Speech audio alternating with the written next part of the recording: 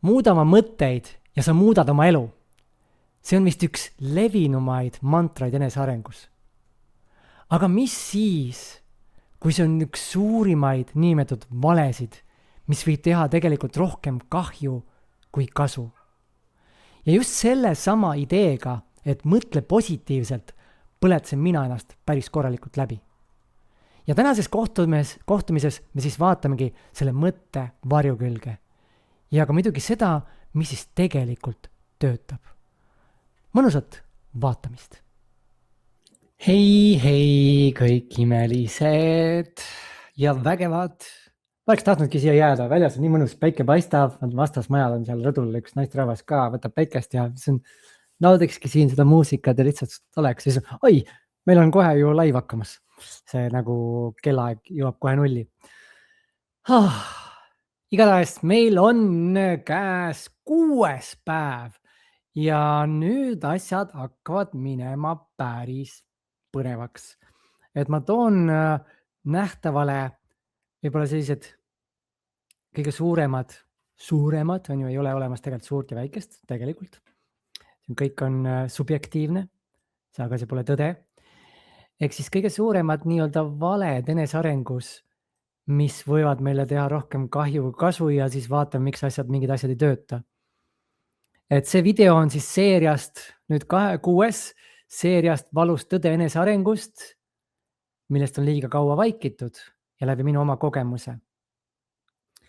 Ja kui sa jõuad kohale, ma näen juba, et mingi chatis keegi siin juba kirjutab, Dagmar on laivis kohal, tere, tšau, nii, Jelena ka kohal, no näed, suured fännid on kohal täna. Ebiliimi kogukonna siis tegelased ja liikmed, kes loovad ja kujundavad oma elu level 5 siis maailma universumi mudeli järgi ja kogevad ka seda, kui kiire on võimalik tegelikult muutus luua.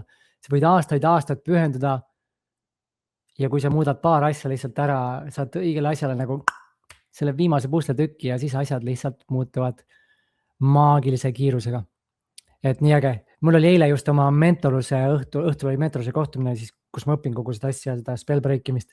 Siis seal oli, et spell break on kui teadlik ayahuasca, conscious ayahuasca.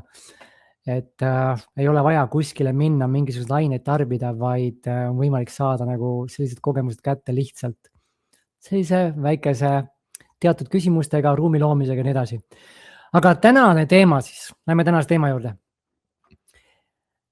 Ehk siis selline ütlus, mis on enesearengus võib-olla üks levinumaid mantraid üldse. Nagu kui me hakkame enesearenguga tegelema või üldse lähme natukenegi selle teadlikkuse teed, siis on see mõte, et muuda oma mõtteid ja sa muudad oma elu.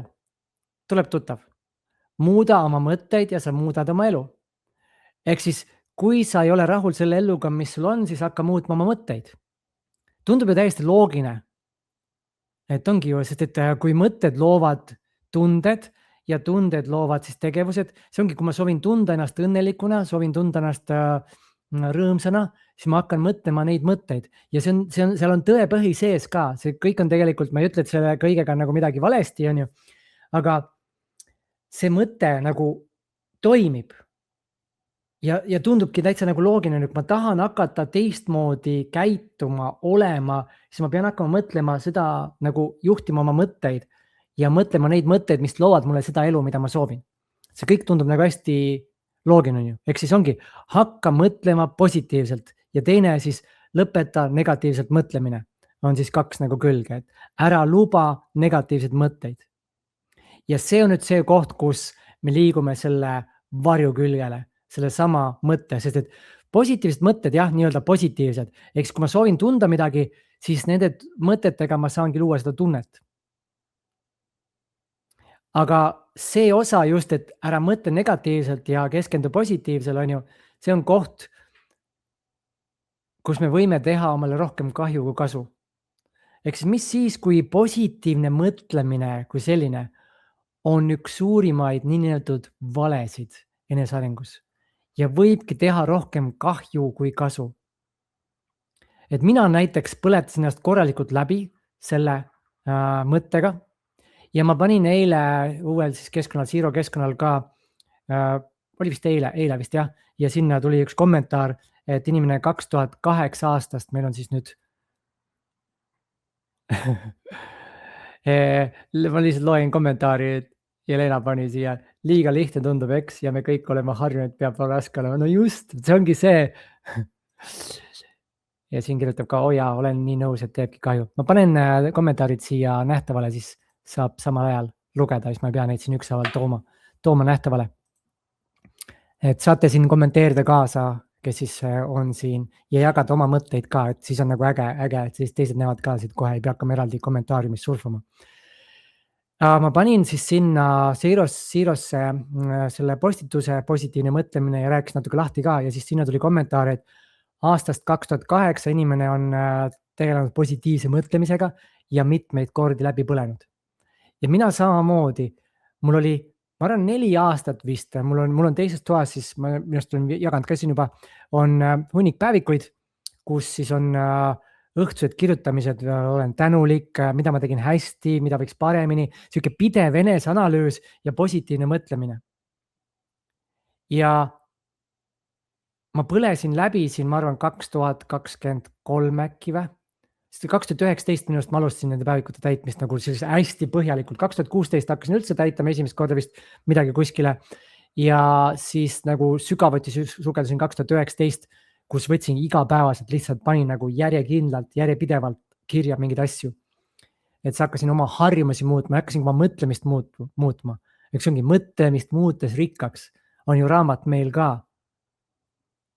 Ja siis käis mul pauk ära, see oli 2023 vist, ma sain aru, miks ei olnud töötanud. Siis ma ei saanud küll veel seda võtit nagu, kuidas seda lahendada, aga ma jõudsin juba sellest punkti, võtan selle siit vahepealt ära suuremaks ennast. Et see võrdlus jooks mul sellega, et me tahame tõusta nii-öelda positiivsetesse mõtetesse. Siin ongi päris hea jagada korraks ühte. Näed, täitsa olemas. Et see on selline emotsionaalne skaala või tunded, mis iganes on emotsioonid. Kuigi need enamus siin ei ole emotsioonid, need on lihtsalt mõtete ja emotsioonide kogum, et emotsioone meil tunduvalt vähem, kui siin tegelikult kirjas on, mis me tegelikult päriselt nagu kehas kogeme. Aga me tahame hoida, võt see sama skaala just oligi see, mis minul selle ära klikkis, kuigi ma teadsin seda juba päris, ma arvan 2017 kuskilt sealt maalt. Aga selle skaalaga klikkis mul see ära, et ma tahtsin olla seal on ju rõõmus, rahus, valgustunus, mis iganes, ehk siis seal üleval. Ja siis mul klikkiski ära see, et see on nagu kuuma õhupalliga. Kui sa tahad kõrgemale tõusta, siis ma panen seda kuumust juurde. Aga mis tegelikult on, kui mul on raskused küljes, kui minu sees on veel hirm, kurbus, viha, no siin on ka häbi ja süütunne ja nii edasi, aga need on kurbuse teised väljendused tegelikult ja viha teised väljendused ja hirmu väljendused. Häbi on tegelikult hirmu väljendus näiteks. Ja kurbus ka. Aga ütleme, et praegu need, mis siin on ju häbi, süütunne, apaatia, et kui ma tunnen häbi ja süüd ja hirmu, minul oli hirm, oli selline päris juhtiv emotsioon, siis see hoiab mind justkui nagu maa küljes kinni ja siis ma võin seda kuumust järjest sinna õhupalli juurde keerata, kuni mul see õhupall on nagu juba nagu nii ära paisunud ja balloon on tühi. Ja mul oligi, lõpuks olingi tühi, sest ma kunstlikult tõssin ennast kogu aeg sinna ülesse, sinna rõõmu, armastusse, rahusse. Ma kunstlikult keerasin muudkui seda kuuma õhku juurde. Aga tegelikult, kui sul on heeliumipall näiteks, siis see pall tõuseb ise üles, kui sa lased ta lihtsalt lahti. Kui sa võtad raskused ära, et ongi, kui see, võtame näiteks vesinikupall, vanasti olid need vesiniku ja heeliumiga need, kuidas need olid need suured, mul tuli isegi meelde need, igatahes suured õhupallid, mille all oli siis selline kondel, kus sees olid inimesed, päris suured nagu 20. sajandi alguse poole seal, lennati nendega ringi.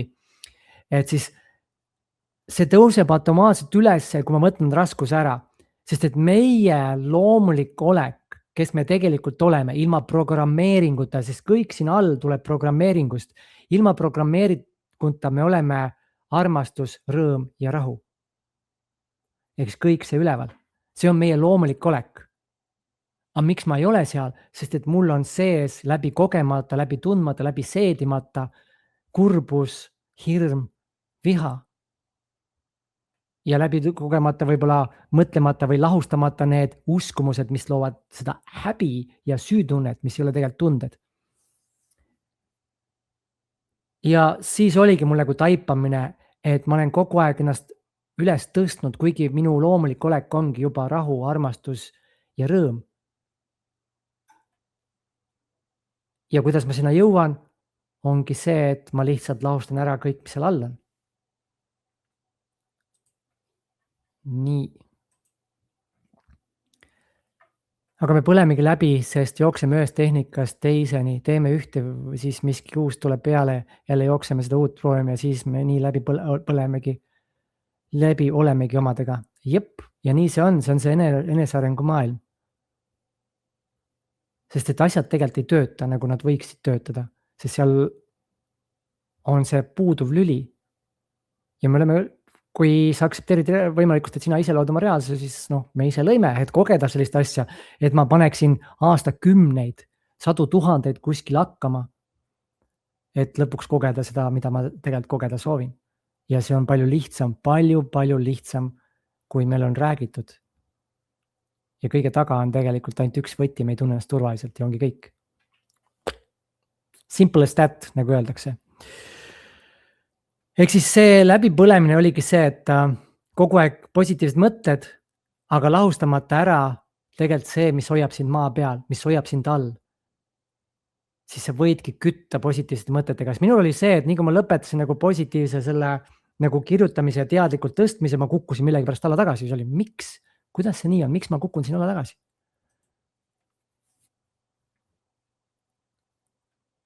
Ja lihtne vastus oligi see, et emotsioonid, mis olid all seal selles tabelis allpool, jäid läbi kogemata ja see tõmbasid mind alla. Ja siis 2023 Eva Lepikuni jõudsin ja tema rääkis emotsioonide läbi kogemisest, aga ta ei rääkinud otseselt sellest, nagu Eckhart Tolle kohta on ka. Eckhart Tolle räägib kohalolust hästi palju, aga ei õpeta, kuidas päriselt kohalolusse jõuda. Ja Eva ei taha nagu midagi, ütleme, sest Eva on väga võimas, väga väekas naine, aga ei ole konkreetselt näidanud või õpetanud, kuidas siis emotsioone, vähemalt ma ei ole tema seal koodinägijas tasulises selles, et siis ma ei tea, aga ei ole siis nendel kursustel, kus mina käisin, rääkis lihtsalt hingamisest ja emotsioonide lõpuni kogemisest. Aga kuidas seda nagu päriselt teha, seda seal ei olnud. Ja siis ma otsisingi edasi, kuni ma jõudsin siis eelmine aasta level 5 ja Brian D. Ridgwayni, minu praegune mentor, kelle käe all ma siis õpin ka seda spellbreakimist. Ja siis hakkasin oma emotsioone lahustama. Ja sealt tuli täiesti uus vaatnurk sellele, sest et praegu see, mis ma jagasin, on üks viis, kuidas see positiivne mõtlemine ei vii meid sihile, me võime läbi põleda. Ja nüüd läbi tema õpetuste ma jõudsin selline, kuidas, tere Liia, kuidas see annab veel valusama laksu meile ja võib nagu päris kahjulik olla. Ja see on selline, toon sulle sellise näite. Mõtle, et kui sa oled lapsevanem näiteks, on ju, just värske lapsevanem, sul on väike laps, siuke 3-4 aastane, 5 aastane, siuke väike, kes veel kogeb elu ja tal on emotsioonid nagu hästi niimoodi käivad üles alla, on ju. Ühel hetkel rõõmust, teisel hetkel nutab, saab haiget, jälle kohe edasi. Ja ta tuleb sinu juurde oma murega. Ja siis sa lihtsalt ütled, kõik on hästi, unusta ära, see pole mitte midagi. Tema tuleb sinu juurde oma murega, kus ta lihtsalt on nagu elu on purunenud, mis igas on või teismeline näiteks on ju ka hästi selline emotsionaalne siis periood meie elus. Ja siis ütled, ei, see pole mitte midagi, see on väike, mõtle ainult positiivselt, mõtle positiivselt, kõik on hästi, mõtle positiivselt. Ilma tegelikult märkamata seda, mida ta tunneb, ei lase tal isegi jagada, mida ta tunneb. Et nii kui sa näed, et ta tuleb nuttes sinu juurde, ära nutta, kõik on hästi, ole positiivne. Mida see laps tegelikult tunneb? See on põhimõtteliselt tema mitte kuulmine. Sa ütled, et sinu tunded ei ole olulised. Sinu mõttemaailm ei ole oluline mulle. Ma lihtsalt ei taha, et sa oled nii, sest ma tunnen ise ennast kehvasti. See ongi see, et sinu nutt toob minule emotsioonid üles, mida mina ei taha tunda. Siis ära nuta, mõtle positiivselt. Miks me muidu asume kohe lapsi päästma, kui nad nutavad, kui nad kogevad midagi? Miks me tahame, et nad lõpetaksid nutmise päris kiiresti? Sest me ei taha kogeda seda, mida me ise tunneme, kui me näeme oma kallimat nutmas kuskil vaiget saamas. kuule, võta kommi ja kõik on hästi ja kõik on vinks-vonks. Aga mis siis, kui nüüd sa oled enesearengu teel ja sulle öeldakse, et mõtle positiivselt ja mingitel hetkedel tuleb üles siis negatiivsed mõtted, et kus ma nüüd just hiljuti nagu märkasin seda ja mida ma ka justkui valeks tegin taaskord, oli see, et visualiseerimised, kui sa oled kuulnud nagu manifesteerimisest, on ju, et meie mõtted loovad meie reaalse, siis ongi see, et märkad nagu neid mõtteid, mida sa ei soovi, et siis lood nagu enda peas mingi stsenaariumi, mida sa ei soovi kogeda, siis sa nagu ei luba endal mõelda neid mõtteid ja juhid kohe sinna positiivsesse poolesse. See on see, mida meil on õpetatud. Ja minul oligi see, et ma visualiseerisin mingit tulevikku ja siis hakkasid tulema sisse kahtlused, aga mis siis, kui see ei õnnestu, aga mis siis, kui see, ja varem mul oligi see kogu aeg, aga ei, küll õnnestub, küll läheb hästi. Ehk siis ma kohe lõpetasin nagu sellele keskendumise, sellele mõtlemise ja suunasin oma mõtted siis sellele stsenaariumile, mida ma tahtsin. Aga mida ma tegelikult tegin, seesama, sest et need, mida me lapsena kogesime, kui me ei kogenud kogemusi lõpuni, kui me ei tundnud emotsiooni lõpuni, siis need emotsioonid tegelikult talletuvad meie kehasse. Et kui palju oled sa näiteks kogenud seda, et kui keegi sind ehmatab, siis käib korraks nagu käib kehas sihuke kokkutõmbamine korraks läbi ja sa tõmbad ka niimoodi korraks nagu õhu sisse nagu, ja siis käib korraks lukustus. Nüüd on küsimus, kas sa kõik need lukustused oled kunagi üldse välja hinganud, lõdvestunud, lahti lasknud, vabastanud, läbi kogenud kõik need emotsioonid. Sest et need kõik talletuvad meile kehasse, millest ma räägin siis järgmine kolmapäev 22. aprillil nagu päris pikalt. Me lähme sellesse protsessi nagu väga sügavale sisse. Ma annan sulle nagu põhimõtteliselt kõik, mis vaja, et sa saaksid oma elu luua täiesti selliseks, nagu mida sa soovid. Et juba see meistriklass ise saab olema nagu väga võimas ja seal me sukeldume sügavale sisse sellesse.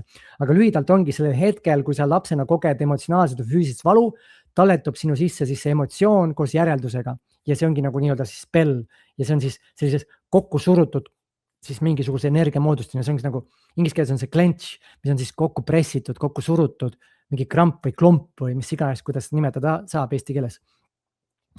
Ja nüüd Liia kirjutabki just, et eile just oli selline kogemus, ehmatati. Et ja see ongi, kas sa hingad selle kõik uuesti välja. Ja nüüd, kui ma elan siin oma täiskasvanud elu, siis need samad väiksed, kui nad kogevad välismaailmas midagi sarnast, mida nad väiksena kogesid, siis tuleb see sama hirm, see sama emotsioon, kurbus, viha, mis iganes tuleb ülesse. Ja minul selle visualiseerimisega oligi see, et ta on kogenud mingisugust valu seotud nende asjadega ja on ebaõnnestunud mingite asjadega, ebaõnnestunud on ju, ebaõnnestumist ei ole tegelikult, aga just see, kuidas me maailma näeme, kuidas meil on õpetatud, kool on väga suur sihuke programmeerima ebaõnnestumise koha pealt.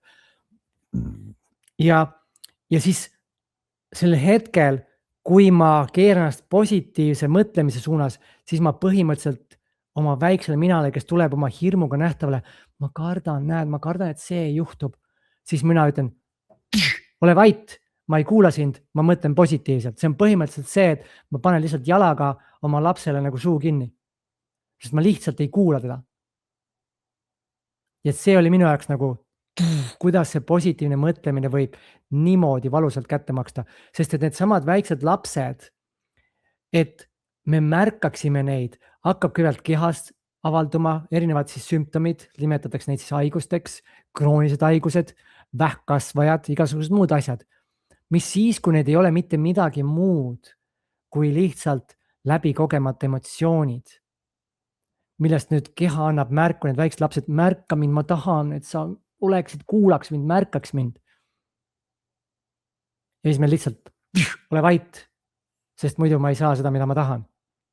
Aga mis siis, kui sa ei saa seda, mida sa tahad, just sellepärast, et sa ei kuulagi neid, nagu ma näitasin seda skaalat siin, on ju. Korraks toon uuesti ette. Et kui sinu sees on kõik need alumised emotsioonid, siis sa jõuaks sinna üles, sa peadki kunstlikult suruma ja tulebki kogu aeg nähtavale nendel hetkedel, kui sa koged. Aga kuna meil on õpetatud, on ju, et mõtle positiivselt, siis ma ei kuula neid. Ehk siis, kui see sisemine laps oleks nagu sinu päris laps, kas sa käituksid temaga niimoodi, kas sa ütleksid, et ei, sinu jutt ei ole oluline, ole vait, ma mõtlen positiivselt, ma ei taha sind kuulata. Kuidas see laps lõpuks reageerib ja siis ongi need sisemised lapsed lõpuks loovad mingi õnnetuse, murrame selja, murrame kaela, murrame jala, murrame mis iganes see on. Freud, et kuskil juhtub mingi õnnetus, autoõnnetus, kukume kuskilt alla.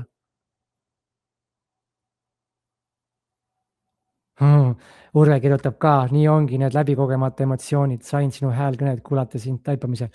Väga äge, aitäh sulle, Urve, et Urve siin jagas oma asju natukene. Ta on mul mentorluses, et siis jagasin talle vastu mõningaid mõtteid, et äge, kui sa said sealt midagi. Et ei olegi teinekord vaja muud kui paar häälsõnumit ja inimesel käib juba nagu klõps ja jälle uus kogemus. Ja mina väga tundsin just sellised konkreetsed valusid, see oli päris hea kogemus laustamise ajal. Ja inimesed on siin ka mul mentoruses emotsioone välja oksendanud sõna otseses mõttes. Lihtsalt, et süda lähebki nii pahaks, et see tunne, me läheme nagu lapsepõlve või mingi kogemus kuskil ja siis see emotsioon on nagu nii kaua seal olnud, nagu ma siin eelmises kõnes või kuskil ma jagasin või ei jaganud, igatahes mõtle, kui sa ei oleks kunagi seedinud ühtegi toitu lõpuni, siis mis toimuks sinu kehas? See kõik oleks roiskunud seal. Mis siis, kui emotsioonidega on täpselt samamoodi? Et lihtsalt need roiskuvad ja siis, kui tuleb see pinnale, siis ongi oksendad põhimõtteliselt selle kõik välja. See on nii vahva, kui selle hingamisega need sisemised lapsed annavad ikka igas versioonis märku. Me oleme olemas ja ma olin seljaga voodis ja oksendanud. No näed, on ju? Et see on nii äge ja mis muutused siin inimestes on poole aastaga, sest et eelmine väljakutse, mis ma tegin, oli oktoobris, mingi pool aasta tagasi umbes. Et sealt edasi inimesed, kes on tulnud nagu kogukonda ja jätkanud. Siin ma mäletan, Dagmar just kirjutas ka, et üks päev mulle, et kui ma vaatan teisi enda kõrval, kes enesearengu tegelevad ja ma vaatan enda nagu seda kiirust, kui kiiresti ma olen läinud, siis see on nagu päris äge. Ja Jelena kirjutabki, mina esimeses kõnes Arminiga oksendasin. Ja see ei olnud Jelena veel Spellbreaki kõne veel, see oli lihtsalt häälestuskõne, et vaadata, kas me sobime koostööd tegema. Et see oli selle juures kõige ägedam veel. Et see oli lihtsalt nagu kaaristamise kõne, et kas ma saan sind aidata, et mis on see mure, millega ma sind, mis sul on ja kas ma saan sind aidata. Ja selle käigus, ma ise ei hakanud nimest nimetama, et kellegi iga ühe asjad on privaatsed, et ma ei nimeta kunagi ühtegi nime, kui inimene annab mulle nõusoleku ja kui ta ise jagada, siis jagab. Aga ma jagan jah neid kogemusi ikkagi, mis toimub, et see on nagu nii äge on näha. Ja täna hommikul just mul oli endal väljaõppe siis seanss, kus mulle tehti nagu spellbreak, et me teeme üksteisele spellbreaki ja mul tuli ka päris äge asi üles, nagu korralik kurbus tuli üles lapsepõlvest just hinnangute koha pealt, et ma annan hästi palju hinnanguid kogu aeg, et kus see nagu tuld on, et nii äge. Just lühikõnes juba sain nii hea laksu, et see on see spellbreak ja teinekord 15 minutit, pool tundi ja kõik muutub. Aga ja, ma võtan täna kokku, siis täna oli selline esimene nagu ütleme suuremaid neid valesid. Homme vaatame plokkidest, räägime, kuidas ei ole olemas ühtegi blokki, rahablokid, suhteblokid, mis iganes blokid, ei ole olemas ühtegi blokki tegelikult. See kõik on lihtsalt üks suur vale, arusaam ja nägemus. Et kui sa saad aru, et sul ei ole ühtegi blokki, siis sa saad võtta kogu oma väe tagasi ja hakata kõike muutma. Ja siis viimane saab olema kõige ägedam nagu selline valusam tõde. Aga minu poolt tänaseks kõik, kui see sind kõnetab, siis 22. aprillil on meistriklass, kus sukeldume sügavale sisse. Tänaseks hommikul oli 238 registreerimist juba, et saame 300 kätte, ma arvan. Ja et oled oodatud, lingi leiad Facebookis siis ülevalt, YouTube'is alt ja YouTube'is, kui sa vaatad YouTube'is ikkagist, ma tahaks teada, kes vaatab, ütle tere mulle kas või lihtsalt ütle tere, sest et ma näen, like'itakse, vaadatakse, aga ühtegi kommentaari ei ole, see on nii äge nagu. Ma ei tea üldse, kes vaatavad mind seal, et kes sa see salakuulaja seal oled. Aga minu poolt kõik, aitäh ja Urve kirjutabki, nüüd on mul naeratus suul, mul on nii hea meel, aitäh sulle, Urve. Ja aitäh, et sa julgesid jagada ja olid valmis nagu kuulama. Et see ongi see, et kui me julgeme küsida abi, siis abi on alati olemas. Aga minu poolt kõik, aitäh ja näeme homme kell 12 siis. Homme on kell 12. Tšau!